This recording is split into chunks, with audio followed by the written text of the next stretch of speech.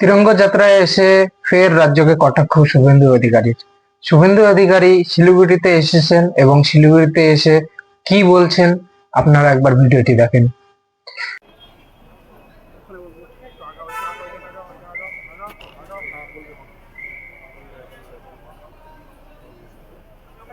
একটু আমাদের জন্য শহরে আমরা যাই, শহরে যাই না তো আমরা সেই জন্য এই শামশেরগঞ্জে আদালতের যে অবজারভেশন তাতে ওখানে ঘটনা ঘটিয়েছিল তৃণমূলের, এবং তৃণমূল যেটা বলে আসছিল সেটা হলো যে ওখানে নাকি বিজেপি, বিএসএফ, বাংলাদেশ থেকে তারা এসে প্রথম কথা হচ্ছে অ্যাপ্লিকেন্ট আমি, মহামান্য প্রধান বিচারপতি ছুটির দিনে কলকাতা হাইকোর্ট খুলিয়েছিলেন। অনারেবল জাস্টিস সৌমেন সেন সহ দুজন জাজের বেঞ্চ তৈরি করে দিয়েছিলেন, এবং অ্যাপ্লিকেন্টটা হচ্ছে এলওপি ওয়েস্ট বেঙ্গল। আমি ধুলিয়ান শামশেরগঞ্জের হিন্দুদের বাঁচানোর জন্য আমাকে হাইকোর্টে যেতে হয়েছিল, এবং হাইকোর্টের যে 3 ম্যান কমিটি করে দিয়েছিলেন সিট, তাদের রিপোর্টে পরিষ্কার যে সমস্ত অবজারভেশন নয় সত্য উঠে এসেছে। It's a very alarming for West Bengal. Police 4 ঘন্টা ধরে পীড়িতদের ফোন ধরেনি। আপনি বুঝতে পারছেন কোন রাজ্যে আমরা বসবাস করছি? পুলিশ 4 ঘন্টা কারোর ফোন ধরেনি। তৃণমূলের নেতা মেহবুব আলম এবং এমএলএর লিডারশিপে দাঙ্গা সংগঠিত হয়েছে, এই দুটো সেন্টেন্স এনাফ। বাকিটা বুঝতে পারবেন। যা যা করার করব আমরা, এবং আমরা উচ্চতর আদালতেও অলরেডি ভিকটিমরা গেছেন।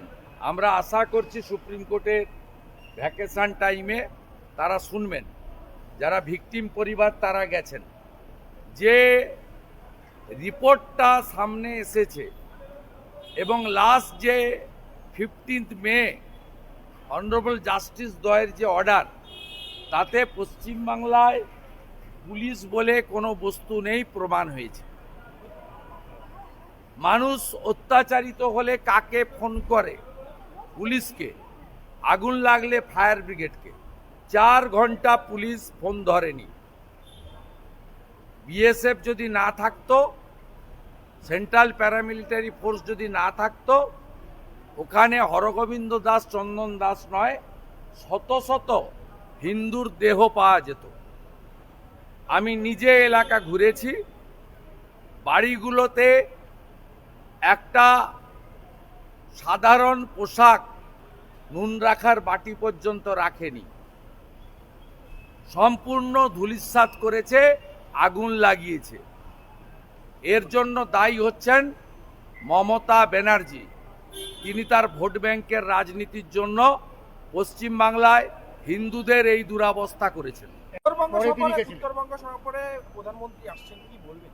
জন বার্নার উত্তরবঙ্গ সফরে প্রধানমন্ত্রী আসবেন, অত্যন্ত খুশির খবর। প্রধানমন্ত্রী তার পশ্চিমবঙ্গে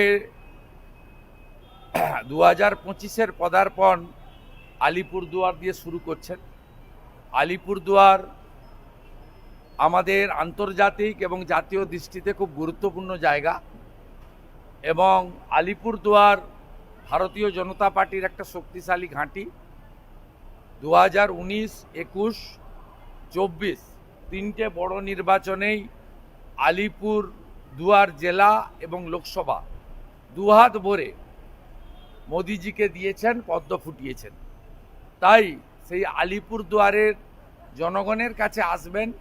নিশ্চিতভাবে জলপাইগুড়ি, কুচবিহার, উত্তরবঙ্গের মানুষও থাকবে।